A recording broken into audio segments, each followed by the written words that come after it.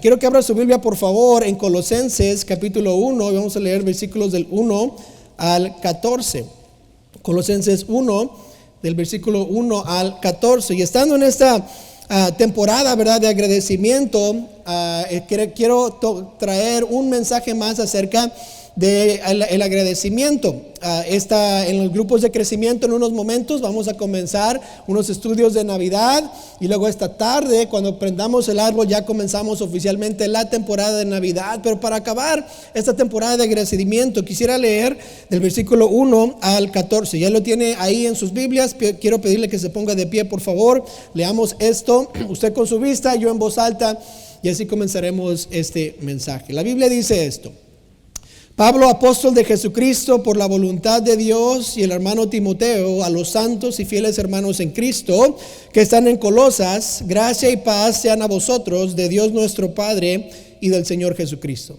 Siempre orando por vosotros, note, damos gracias a Dios, Padre de nuestro Señor Jesucristo, habiendo oído de vuestra fe en Cristo Jesús y del amor que tenéis a todos los santos, a causa de la esperanza que os está guardada en los cielos, de la cual ya habéis oído por la palabra verdadera del Evangelio, que ha llegado hasta vosotros, así como a todo el mundo, y lleva fruto y crece también en vosotros, desde el día que oísteis y conocisteis la gracia de Dios en verdad, como lo habéis aprendido de Epafras, nuestro consiervo amado, que es un fiel ministro de Cristo para vosotros, quien también nos ha declarado vuestro amor en el Espíritu.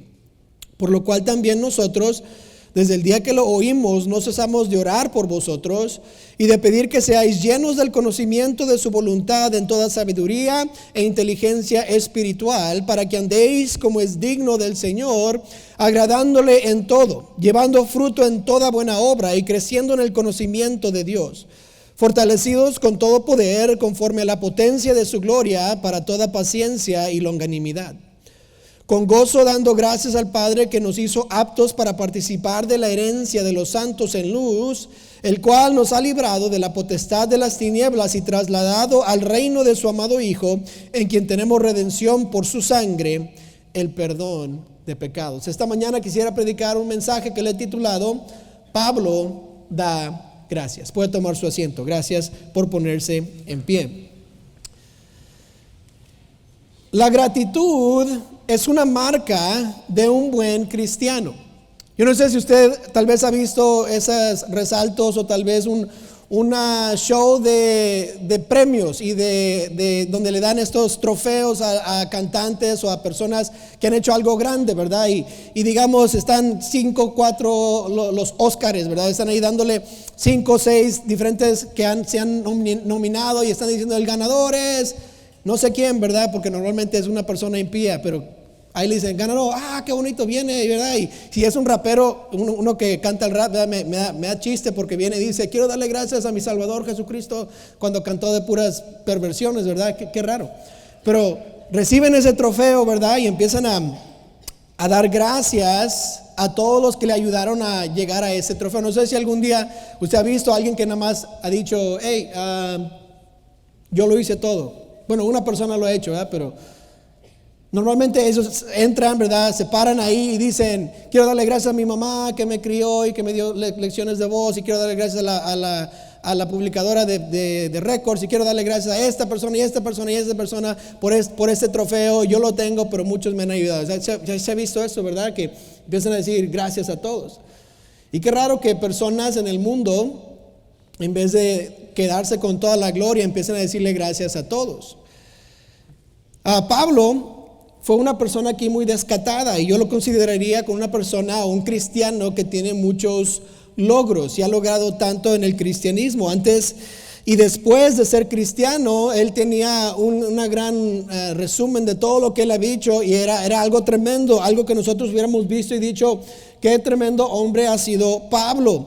En la lista de sus logros fue algo grande, ¿verdad? Pensamos en 3 viajes misioneros alrededor de 13 años, que él se fue y giró el mundo básicamente por 13 años, y durante esos 3 viajes misioneros él plantó más o menos 14 iglesias. Es lo que creemos que él plantó, tal vez plantó más, tal vez, pero él plantó 14 iglesias que nosotros conocemos de el Nuevo Testamento. En sus 20 años de ministerio, porque antes de ir por 13 años de misionero, él estuvo 14 años como un asistente, un ayudador ahí de la iglesia en Antioquía. Tuvo más de 20 años en el ministerio y él escribió el mínimo de 13 libros de la Biblia.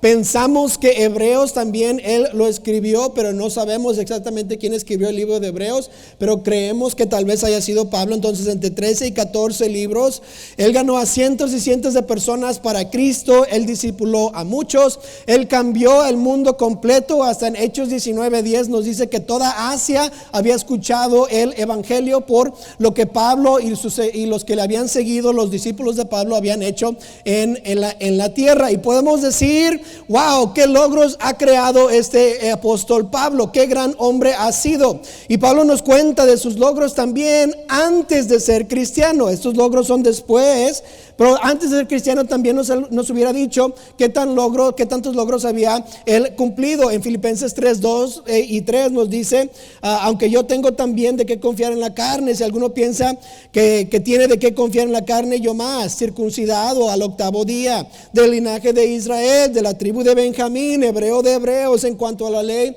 fariseo, en cuanto a celo, perseguidor de la iglesia, en cuanto a la justicia que es en la ley, irreprensible. La palabra irreprensible quiere decir casi perfecto, que no podían, él nunca había quebrado una ley y nadie le podía haber dicho, hey, tú quebraste esa ley. En otras palabras, Pablo dice, antes de ser cristiano tenía grandes logros. Después de ser cristiano, yo hice tanto para el Señor. Y Pablo pudo haber sido autosuficiente en todo lo que él había hecho para el Señor, pero Pablo nunca lo encontramos solo. Siempre tenía a personas siguiéndole, o a otros que querían ayudarle, querían estar al lado de él. Pablo pudo haber tomado el crédito por lo que pasó, por hacer todo lo que hizo por el Señor, pero Pablo estaba agradecido con muchos por todo lo que hicieron con él y por él. Un ejemplo aquí en Romanos 16:13 de Priscila y Aquila. ¿Qué dice Pablo acerca de estos siervos del Señor? Saludad a Priscila y Aquila, mis colaboradores en Cristo Jesús, que expusieron su vida por mí, a los cuales no solo yo doy gracias, sino también también todas las iglesias de los gentiles. ¿Notó? Pablo le dice gracias a Priscila y Aquila por mantenerme vivo, gracias a ellos. Tomó un momento en el libro de Romanos para decirle a otros qué tan agradecido estaba por 2 siervos del Señor que le habían ayudado. También en Efesios 1:6, ¿qué nos dice? No ceso de dar gracias por ¿quién? Vosotros. ¿Quiénes son vosotros? Los de la iglesia en Éfeso, haciendo memoria de vosotros en mis oraciones. Una y otra vez Pablo estaba agradecido por los cristianos en Éfeso. Y no nada más ahí, note Filipenses, ¿qué dice acerca de la iglesia en los Filipos? Doy gracias a mi Dios siempre que me acuerdo de vosotros.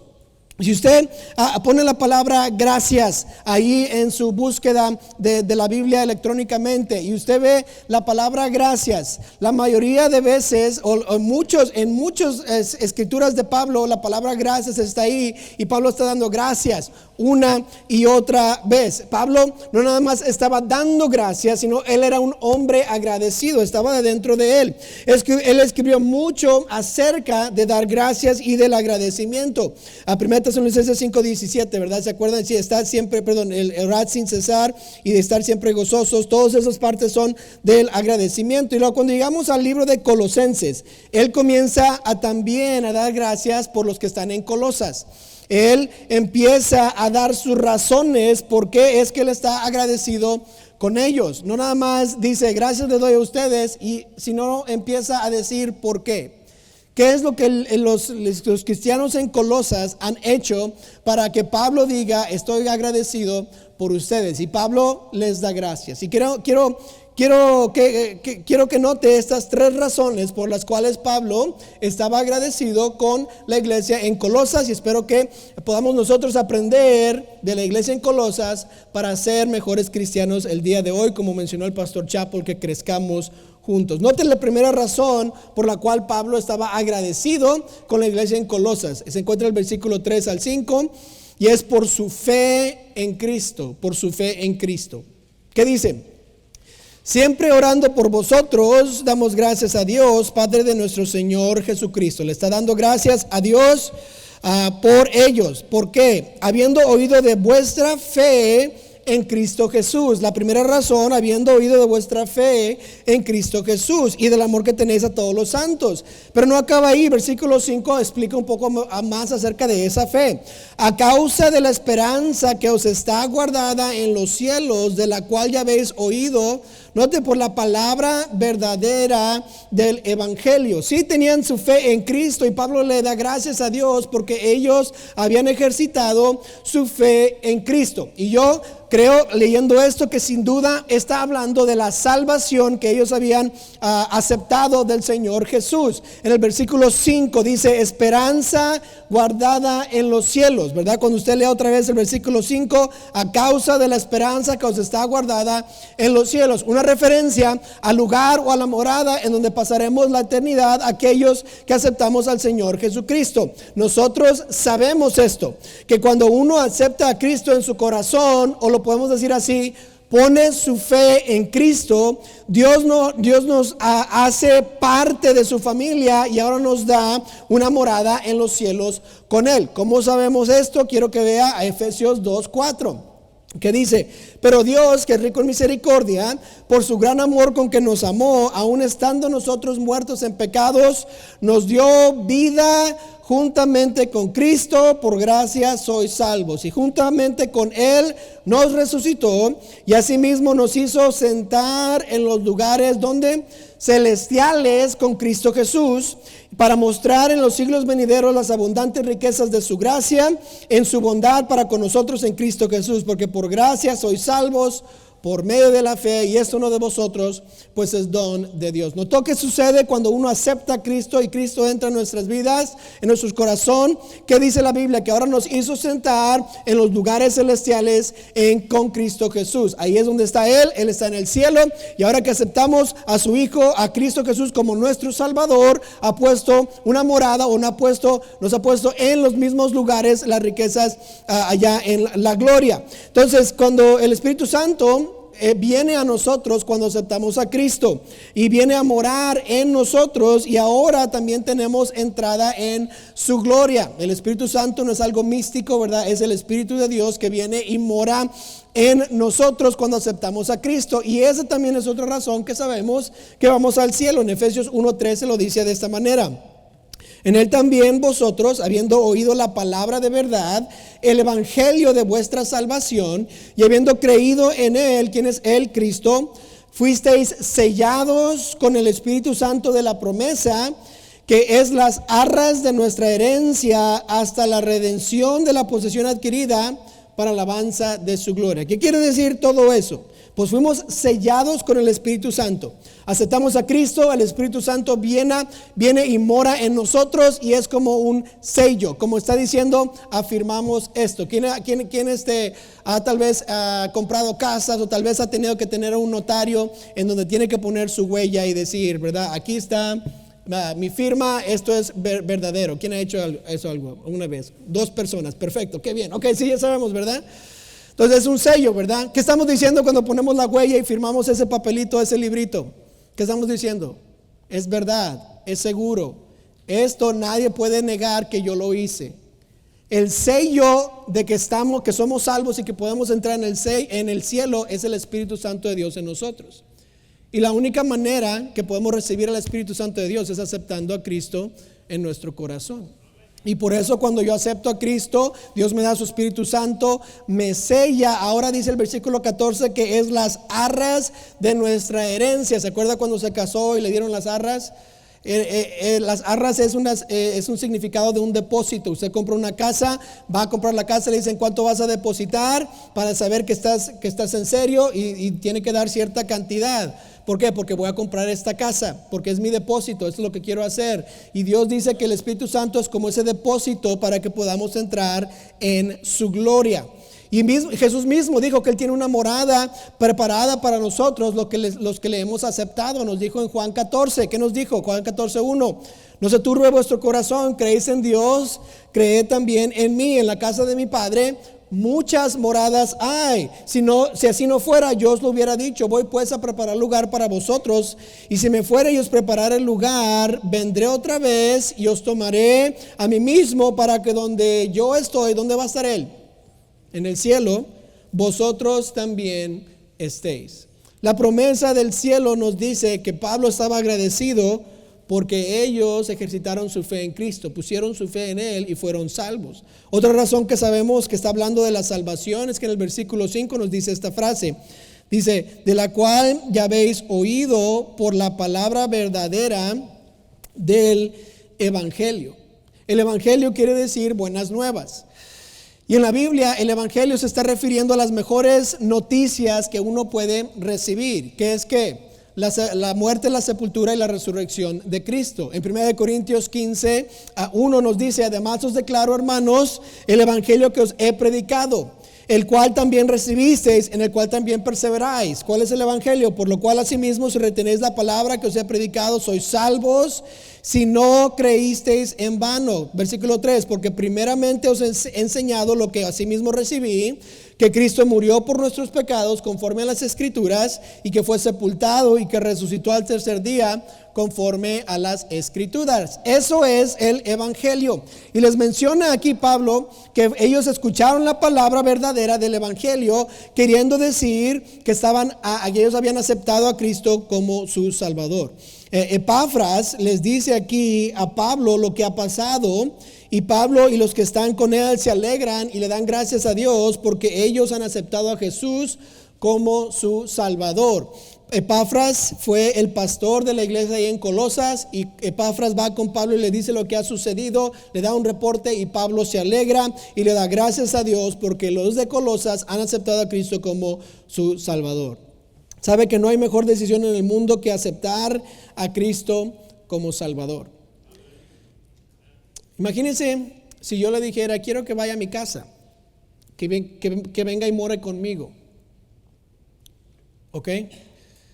Pero para llegar a mi casa lo que tiene que hacer es salir de la iglesia, en la 40 dar vuelta a la derecha. Cuando llegue la I, quiero que dé vuelta a la izquierda. Cuando llegue la 35, quiero que dé vuelta a la derecha. Cuando llegue a Cooperstown, quiero que dé vuelta a la derecha. Cuando llegue la H13, quiero que dé vuelta a la derecha. Cuando llegue a la calle Spawn, quiero que dé vuelta a la izquierda. Y la quinta casa a la derecha es mi casa, ahí lo espero, quiero que more conmigo. Y usted dice, oh, me encantaría ir a su casa, a su lugar. Perfecto, ya le dije el camino, nos vemos ahí. Y usted sale de la iglesia y decide, todos los caminos van a llegar a la casa del hermano González, me voy a la izquierda. Y llega a la izquierda. Y luego llega la M y dice, me voy a la izquierda otra vez. Y llega hasta la 50 y dice, aquí en la 50 me voy a la derecha. Y voy a encontrar la casa del hermano González en un ratito. ¿Llegaría a mi casa? Porque yo le di las direcciones o el único camino para llegar a mi casa. Y muchas personas creen que porque son sinceros y porque quieren ir al cielo y porque son buenas personas y porque han hecho esto y lo otro, Dios mágicamente les va a dar una entrada al cielo porque han sido buenas personas. Y Dios dice, ese no te dije lo que hicieras. No, eso no es el camino a mi casa. Por eso en Juan 14 que leímos ahorita, continúa y dice esto: Señor, no sabemos a dónde vas, ¿cómo pues podemos saber el camino? Jesús le dijo que las palabras famosas, yo soy el camino y la verdad y la vida. Nadie viene al Padre sino por mí. Jesús no está tratando de quitarle de ir al cielo, le está dando el camino para llegar al cielo. ¿Y cómo es que sabemos que estas personas habían sido salvas? O Pablo estaba hablando de su salvación, porque le dice: van a venir al cielo, nos vamos a ver allá. Ahí es donde está. Y el camino para llegar al cielo solo se encuentra en Cristo Jesús. Por eso dice: yo soy el camino. No está diciendo lo que tú quieres hacer, hazlo, no importa si eres malo o bueno. Vamos a tener una balanza ahí. Pedro va a estar en las puertas y te va a decir: bueno, no fuiste tan bueno, quédate aquí un ratito hasta que tu familia ore más por ti. No, ¿por qué? Porque yo soy el camino, dice Cristo. Nunca llegaremos a tener una morada en el cielo con Jesús, con Dios, si es que no vamos a través del camino que es Cristo Jesús. Por eso Cristo nos dice que Él es el camino. En Juan 1:12 lo dice de esta manera: mas a todos los que le recibieron, a los que creen en su nombre, les dio la potestad de ser hechos hijos de Dios. Solo cuando recibe a Cristo me hago un hijo de Dios y ahora tengo morada en el cielo. Si usted tal vez aquí nunca tiene esa morada asegurada, hoy sería el día perfecto para aceptar a Cristo como su Salvador. Y al final del servicio siempre tenemos un momento de invitación en donde podemos ayudarle a saber qué es lo que la Biblia dice, cómo uno puede tener asegurada esa morada en el cielo y aceptar a Cristo como su Señor y Salvador. Y Pablo estaba agradecido con los de Colosas porque tenían su fe en Cristo. Pero no solo eso, también porque ellos tenían amor a cristianos, tenían su amor a cristianos. Note lo que dice el versículo 4 otra vez. Dice: habiendo oído de vuestra fe en Cristo Jesús. ¿Y qué más? Y del amor que tenéis a todos los santos. Continúa versículo 6, que ha llegado hasta vosotros así como todo en el mundo y lleva fruto y crece también en vosotros desde el día que oísteis y conocisteis de la gracia de Dios en verdad, como lo habéis aprendido de Epafras, nuestro consiervo. Note la frase amado, que es un fiel ministro de Cristo para vosotros, quien también nos ha declarado, note, vuestro amor en el Espíritu. ¿Notó cuántas veces habló de acerca del amor? Está hablando de que ellos no solo habían aceptado a Cristo como su Salvador, sino ahora estaban ejercitando amor unos por otros. Los de Colosas habían aprendido a amar a los cristianos. ¿Notó la palabra que hicieron así? Amor a los santos en el versículo 4. Esa palabra santos está refiriéndose a los cristianos. Ahora, eso no significa que todos los cristianos somos perfectos y que todos los cristianos nunca pecamos y que todos los cristianos tenemos una vida así al máximo. Eso no es lo que quiere decir la palabra santos. La palabra santo literalmente significa separado o apartado. Y cuando Pablo dice que el amor para los santos, está hablando de aquellas personas que ya han aceptado a Cristo Jesús en su corazón y ahora Dios los aparta porque somos parte de su familia y ahora Él es nuestro Padre Celestial y ahora todos nosotros que hemos aceptado a Cristo somos parte de los santos, no porque yo haya hecho algo, sino porque Cristo lo hizo todo y ahora soy apartado para ser parte de la familia de Dios. En 1 Pedro 2:9 nos habla un poco de esto. Dice: mas vosotros sois linaje escogido, real sacerdocio, nación santa, pueblo adquirido por Dios, para que anunciéis las virtudes de aquel que os llamó de las tinieblas a su luz admirable. Notó cómo nos está apartando, cómo nos está sacando, nos está cambiando. Versículo 10: vosotros que en otro tiempo no erais pueblo, pero que ahora sois pueblo de Dios, que en otro tiempo no habíais alcanzado misericordia, pero ahora habéis alcanzado misericordia. Notó cómo que Pedro está explicando: éramos acá antes, pero ahora somos de este lado. Nos está apartando, estamos siendo santificados. Ellos habían aprendido lo que significaba ser un verdadero cristiano. Un verdadero cristiano en Colosas, él empezaba a amar a los otros cristianos porque eran sus hermanos en Cristo. Cristo mismo habla de este amor y cómo es que los cristianos deben de amarse unos a otros. En Juan 13:35 nos dice esta frase, dice: en esto conocerán todos que sois mis discípulos. ¿Noté? Cristo dice: todos van a saber que me siguen. ¿Por qué? Si tuviereis amor los unos con los otros. ¿Cuál es la marca de un cristiano verdadero, un discípulo de Jesús? El amor que tenemos por otros cristianos. Esa es la marca. Jesús mismo dijo, todos conocerán que son mis discípulos si se aman unos a otros. Pablo repite esta misma enseñanza, 1 Tesalonicenses 4:9. Pero acerca del amor fraternal no tenéis necesidad de que os escriba, porque vosotros mismos habéis aprendido de Dios que os améis unos a otros. Dios es el que nos enseña cómo amarnos unos a otros. Perdón, pero estamos queriendo amarnos porque somos hermanos en Cristo, o todos somos hijos de Dios. Los de Colosas estaban demostrando la madurez espiritual y al amarse unos con otros, y Pablo entonces les agradece a Dios por cómo se estaban comportando entre ellos, que dice, qué bonito es escuchar que se aman, que se quieren, que son hermanos en Cristo. Mis hijas, no sé usted, pero mis hijas se pelean. Aquí, ¿quiénes de sus hijos no se pelean? ¿Qué? Uno o dos, ¿verdad? Pero ¿quién aquí tiene hijos, verdad? O sus hijos ya están crecidos, pero sus hijos se peleaban, ¿verdad? Y empiezan a pelearse. Y mis hijas obviamente son humanas, son buenas hijas, pero son pecadoras, ¿verdad? Porque tienen su papá pecador, van a ser pecadoras y se pelean, ¿verdad? Y tengo una hija que es peor que todas, ¿verdad? No es cierto. Pero una hija, obviamente todas son diferentes, pero a una le estaba fastidiando a su hermana. Y estaba que no sé qué, que tú estás fea, que no sabes hacer esto, no sé qué. Usted sabe cómo son hijas, ¿verdad? Cómo son hermanas. Y empieza a decirle. Y mi otra hija, obviamente, está escuchando. ¿Y qué hace ella? Se empieza a llorar, se empieza a sentir por todo lo que su hermana le está diciendo. Y yo me acerco a mi hija y digo, ¿qué están haciendo? Ahora, yo no estoy feliz, no estoy contento porque mis dos hijas se están peleando. Yo tendría una mejor vida, 100% mejor, si no tuviera que arreglar las peleas de mis hijas. ¿Verdad? Amén, todos ya saben, ¿verdad? Qué bonito sería que nuestros hijos no se pelearan, pero ahí estoy. Y estoy tratando de ayudarle a entender a mi hija un simple principio. Aquí está.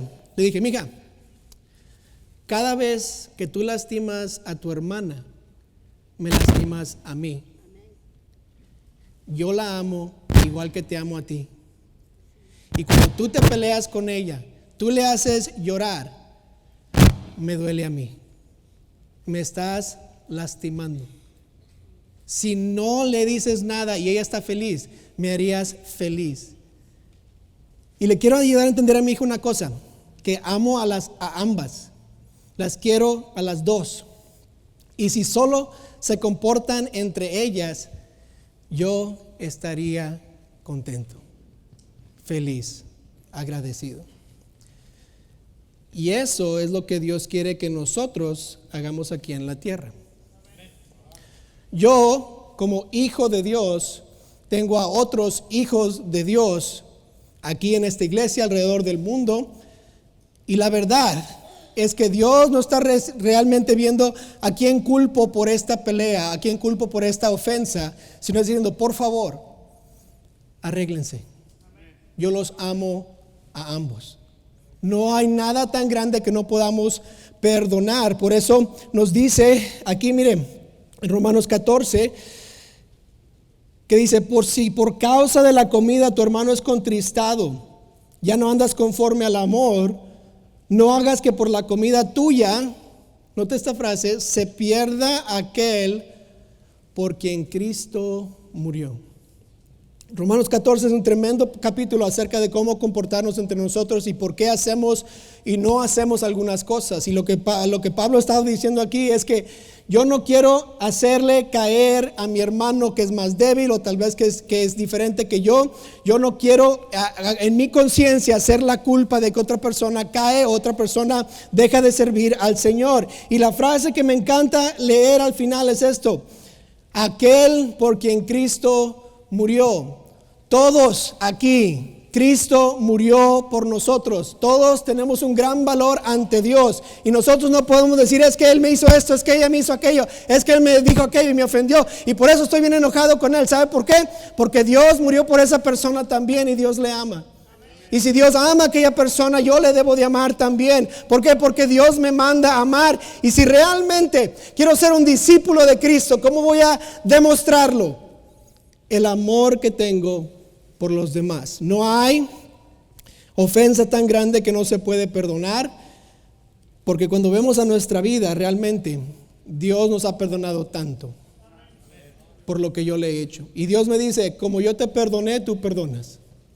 No puedo dejar de perdonar. El capítulo 14 dice siguiente, versículo 20. No destruyas la obra de Dios por causa de la comida. O podemos decirlo así, no destruyas la obra de Dios por causa de algo dicho, por dinero.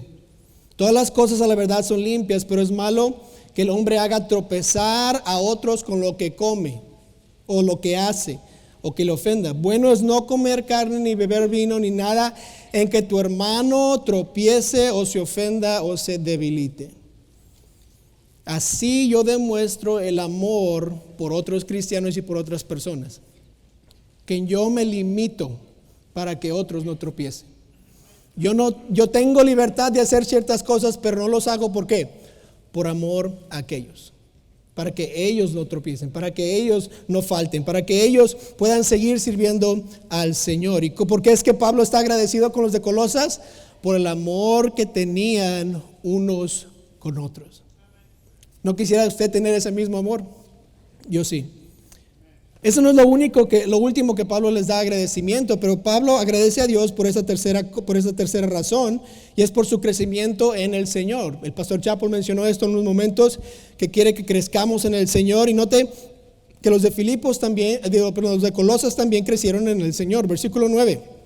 Por lo cual también nosotros, desde el día que lo oímos, no cesamos de orar por vosotros y de pedir que seáis llenos del conocimiento de su voluntad en toda sabiduría e inteligencia espiritual, para que andéis como es digno del Señor, agradándole en todo, llevando fruto en toda buena obra. Y la frase, y creciendo en el conocimiento de Dios. Estaba tan agradecido Pablo, ¿por qué? Porque estaban creciendo en el Señor. Sin duda, al seguir al Señor en fe y luego amarse unos a otros, eso iba a crear un crecimiento espiritual. Crecimiento en la vida cristiana es necesario, pero solo sucede cuando uno continúa creyendo lo que Dios dice y le obedece. Todos creemos que Jesús es el Salvador y le aceptamos como Señor y Salvador y confiamos 100% en Él. Y luego nos dice, toma este paso de fe. Y decimos, ay, espérate. Y no queremos tomar el paso. ¿Sabe qué es eso? Es no crecer. Que empezamos la vida cristiana confiando en el Señor, creyendo en lo que Él dice, y debemos de continuar. Por eso en Proverbios 4, 5 y 7, note lo que dice: adquiere sabiduría, adquiere inteligencia, no te olvides ni te apartes de las razones de mi boca. Sabiduría ante todo, adquiere sabiduría, y sobre todas tus posesiones adquiere inteligencia. Estamos hablando de inteligencia espiritual, obviamente. Los proverbios nos dicen, hay que crecer, como dice Pablo, inteligencia y sabiduría espiritual. Nos dice en este pasaje que debemos andar como es digno del Señor. En otras palabras, hacer lo que a Él le place. Cuando hacemos lo que Él le place y andamos como es digno de Él, ¿qué pasa en nuestras vidas? Crecemos espiritualmente. La obediencia y el crecimiento van en conjunto, nunca van separados. No puedo crecer y desobedecer. La obediencia es lo que me hace crecer. En Filipenses 1:27 nos dice esto: solamente que os comportéis como es digno del evangelio de Cristo, para que sea o que vaya a veros o esté ausente, oiga de vosotros que estar firmes en un mismo espíritu, combatiendo unánimes por la fe del evangelio. ¿Notó? Comportéis como es digno del evangelio. Efesios 4:1: yo pues, preso en el Señor, os ruego que andéis como es digno de la vocación con que fuisteis llamados. Hay que continuar, hay que seguir creciendo, seguir actuando como si Dios estuviera presente al lado de nosotros. ¿Por qué? Porque entonces voy a crecer al obedecer al Señor. Si usted va al gimnasio y quiere crecer sus músculos, ¿sabe qué es lo que tiene que hacer? Los ejercicios. Pero sabe que los ejercicios son duros. Y el peso crece cada vez que uno alcanza un peso, ¿verdad? Porque las 50 libras, como que después de una semana es como que están muy livianas. Y tiene que subir de peso. Y tiene que continuar.